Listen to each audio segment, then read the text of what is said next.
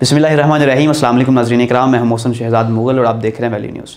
नाज़रीन इकराम, जैसा कि आपके इल्म में है, गुज़िश्ता रोज़ पेशावर में एक धमाका हुआ जिसके बाद बहुत सी खबरें गर्दिश कर रही हैं।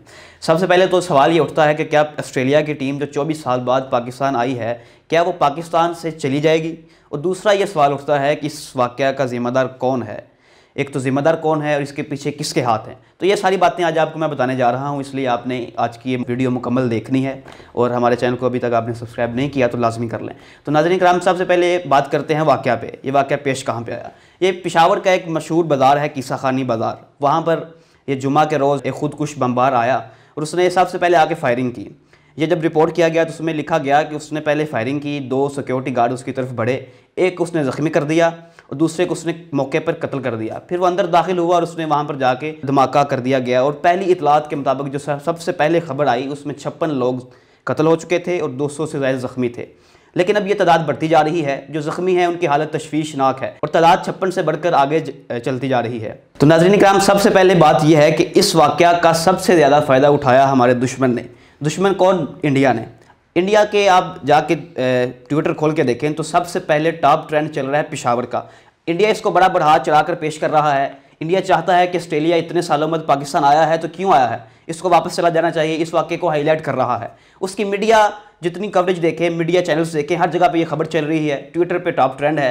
अच्छा नाज़रीन इकराम, जैसा कि आपको मैंने बताया कि इंडिया के ट्विटर पर टॉप ट्रेंड चल रहा है पेशावर के नाम से। आप ट्विटर खोल के देखें, ऑस्ट्रेलिया की एक ऑफिशियल वेबसाइट से, एक ऑफिशियल अकाउंट से जब एक ट्वीट किया गया तो उसके नीचे एक इंडियन ने आके कमेंट किया कि ब्लास्ट नियर स्टेडियम। हालांकि स्टेडियम इतना दूर है, स्टेडियम इस्लामाबाद में है और धमाका पेशावर में हुआ है। तो वो मुख्तलिफ़ किस्म के कमेंट्स आ रहे हैं कि आप क्यों आ गए, आपको चले जाना चाहिए। उसको बड़ा हाईलाइट किया गया कि इस टीम को भी, जैसे न्यूजीलैंड वापस गई थी, इसको भी चला जाना चाहिए। अब टीम तो खेल रही है लेकिन वो यहाँ से नहीं गई, टीम इधर ही है, मैच चल रहा है। लेकिन दुश्मनों की साजिश है कि इसको जो है इस खबर को उठाया जाए ताकि ऑस्ट्रेलिया भी जो है न्यूजीलैंड की तरह से चला जाए।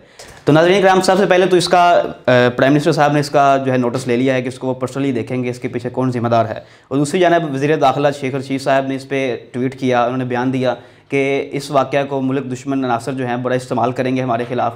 तो शेख रशीद साहब, आप ख़ुद कहाँ थे? आपकी अपने जब ये मामला हुए इंटेलिजेंस एजेंसीज़ कहाँ थी? क्या इस मौके पर ये वाक़या पेश आना चाहिए था? हमारे जो आर्मी चीफ़ साहब हैं उनको एक दफ़ा एक्सटेंशन मिली थी आज से 3 साल पहले।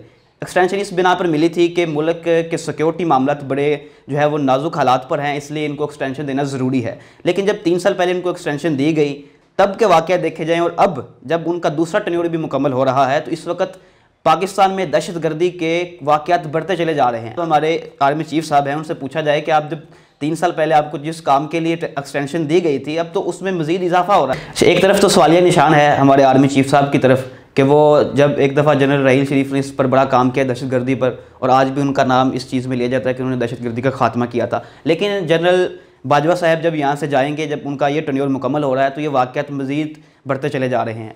नाज़रीन कराम, दूसरी जानिब बात यह है कि पाकिस्तान की जितनी भी फोर्सेस थी उनका ख्याल ये था कि जब तालिबान की हुकूमत आ जाएगी अफ़गानिस्तान में तो पाकिस्तान में TTP और दूसरे जितने भी दहशतगर्दी अनासर हैं वो कम हो जाएंगे। लेकिन ये सारा जितने उनके खदशात थे वो सारे उल्ट निकले।